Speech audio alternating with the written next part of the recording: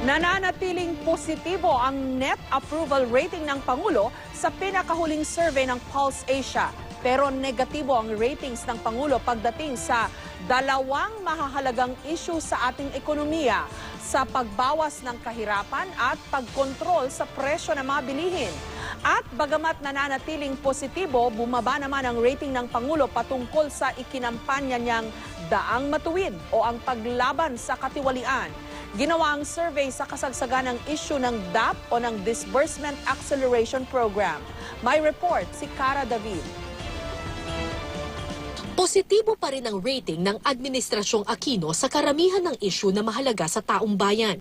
Batay sa pinakahuling survey ng Pulse Asia nitong June 24 hanggang July 2, mataas ang net approval rating nito pagdating sa paglaban sa kriminalidad, pagsusulong ng kapayapaan, pagtatanggol sa teritoryo ng Pilipinas at pangangalaga sa kalikasan at iba pa.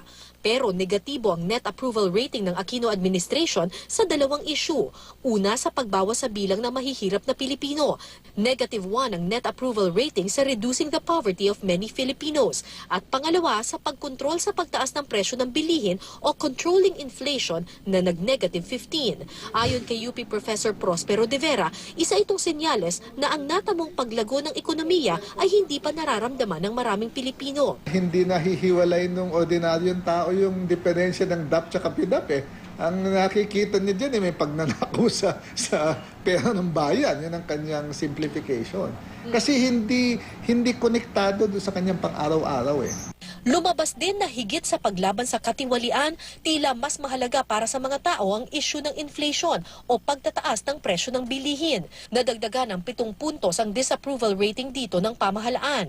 Sa nakaraang 4 na taon, sabi ni De Vera, tila ang paglaban sa katiwalian ang mas binigyang pansin ng Malacanang.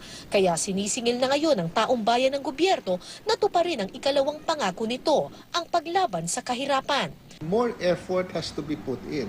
Kung meron ka din namang discretionary money, kung may additional funds ka na rin naman, no? Kung merong savings ang pamahalaan, ilagay mo na yan doon sa mga gut issues na pang-araw-araw sa taong bayan.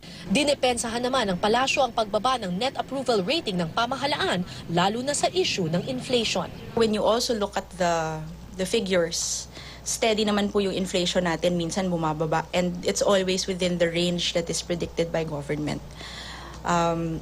We do look at data like this to compare also with government data and tignan kung where we can do better. Cara David, GMA News.